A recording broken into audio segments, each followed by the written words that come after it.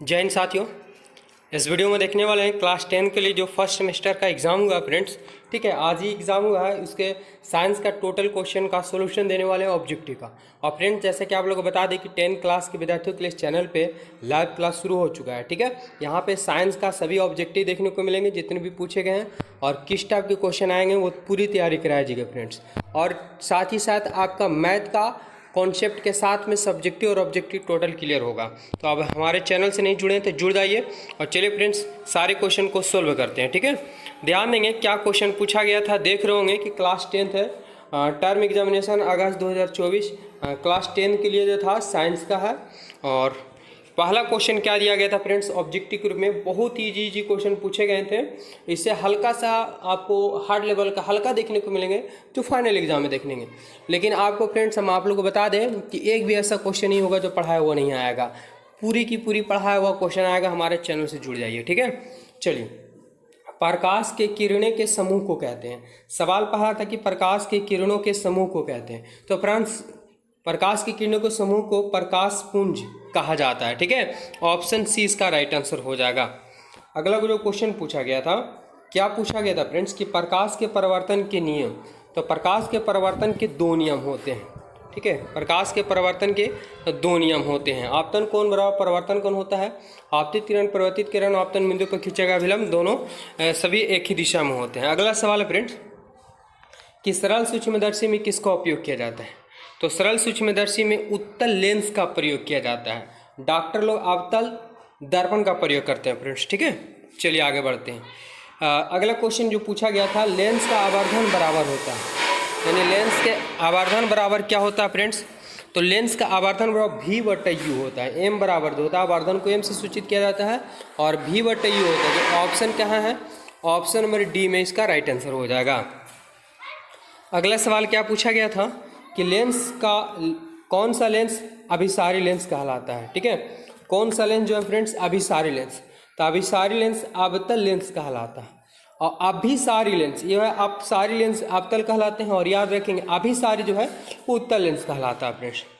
आगे बढ़ते हैं। अगला सवाल क्या दिया हुआ था फ्रेंड्स कि निम्न में से किस लेंस की फोकस दूरी धनात्मक होती है। तो ये सभी को पता होंगे फ्रेंड्स कि किस लेंस की फोकस दूरी धनात्मक होती है। तो उत्तल लेंस की फोकस दूरी जो होती है वो हमेशा धनात्मक में होती है। ठीक है, चलिए क्वेश्चन नंबर आगे बढ़ जाते हैं और क्वेश्चन नंबर 7 देखेंगे। दिया हुआ है कि लेंस के कितने वक्रता केंद्र होते हैं। ये क्वेश्चन नंबर 7 पूछा गया था फ्रेंड्स कि लेंस के कितने वक्रता केंद्र होते हैं। तो बहुत से विद्यार्थी यहाँ पे गलत कर दिए होंगे, लेकिन याद रखिएगा लेंस के वक्रता केंद्र 2 होते हैं फ्रेंड्स। ठीक है, क्योंकि 2 सतहों से मिलके क्या होता है, बना होता है। तो इस प्रकार से करेंगे फ्रेंड्स, तो एक यहाँ बन जाएगा और एक यहाँ बन जाएगा। आगे बढ़ते हैं कि प्रकाश की चाल विभिन्न माध्यम में क्या होते हैं, तो भिन्न भिन्न होते हैं। आप लोगों को पता होगा कि निर्वात में प्रकाश की चाल 3 लाख किलोमीटर प्रति सेकेंड होता है, और हवा में जो होते हैं लगभग 2.5 लाख किलोमीटर प्रति सेकेंड होता है। उसी प्रकार से यानी भिन्न भिन्न माध्यम में प्रकाश की चाल भिन्न भिन्न होते हैं। अगर ऑप्शन आप लोग बी लगाए थे तो बिल्कुल सही है। अगला सवाल है कि किसी लेंस द्वारा उत्पन्न आवर्धन का मात्रक क्या होता है। तो फ्रेंड्स लेंस द्वारा उत्पन्न आवर्धन का जो मात्रक होता है वो मात्रक विहीन होता है। ठीक है, जैसे आवर्धन बराबर क्या बोला जाता है, तो V/U बोला जाता है। और से अगर मान लें कि V मतलब प्रतिबिंब दूरी सेमी में हो और वस्तु दूरी भी सेमी में हो, तो सेमी सेमी कट जाएगा, यानी मात्रक विहीन हो जाते हैं। ठीक है, ऑप्शन इसका राइट आंसर डी। अगर आप लोग डी लगाए थे तो बिल्कुल सही है। अगला सवाल दिया हुआ कि सिनेमा के पर्दों पर किस प्रकार का प्रतिबिंब बनता है। तो फ्रेंड्स याद रखेंगे सिनेमा के पर्दों पर वास्तविक प्रतिबिंब बनता है। कैसा वास्तविक प्रतिबिंब, ऑप्शन ए।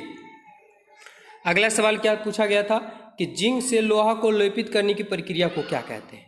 तो जिंक से लोहे को लेपित करने की प्रक्रिया जो होती है वो गैल्वेनीकरण कहलाती है। ऑप्शन बी इसका राइट आंसर हो जाएगा। अगर आप लोग बी लगाए थे तो बिल्कुल सही है। आप लोग पता कर लेंगे कि कितना सवाल आपका सही हुआ है फ्रेंड्स।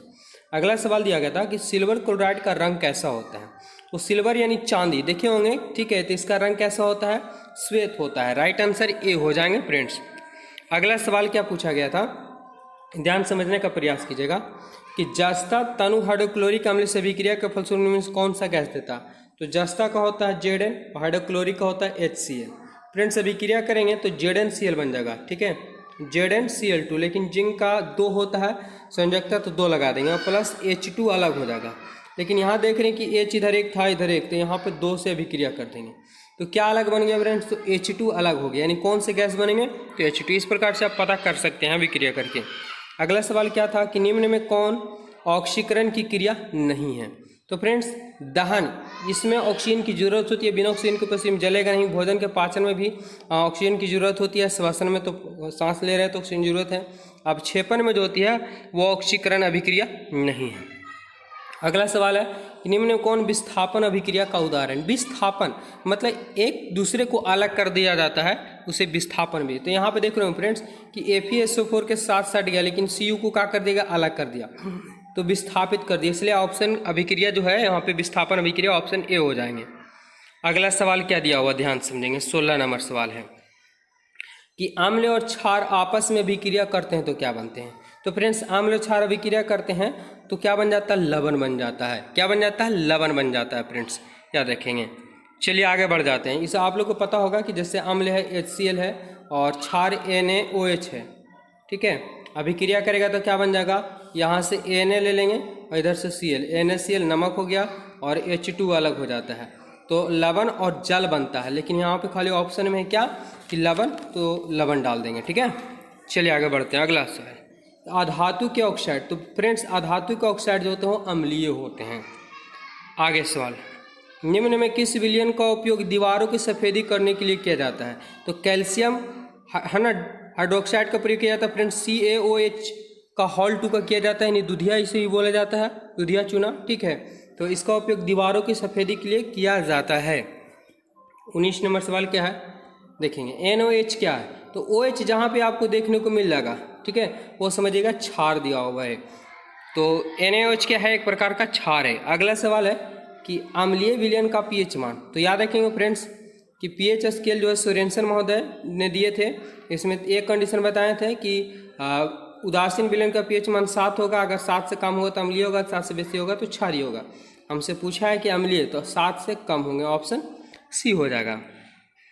अगला सवाल है कि मानव आहार नाल की सबसे लंबा भाग, तो मानव आहार नाल की सबसे लंबा भाग जो होता है वो छोटी आंत के होता है, ऑप्शन ए सी यहाँ पे राइट आंसर। अगर आप लोग सी लगाए थे तो बिल्कुल सही। अगला सवाल है पौधे में भोजन किस रूप में जमा रहता है, तो फ्रेंड्स पौधे में जो भोजन जमा रहता है वो स्टार्च के रूप में रहता है।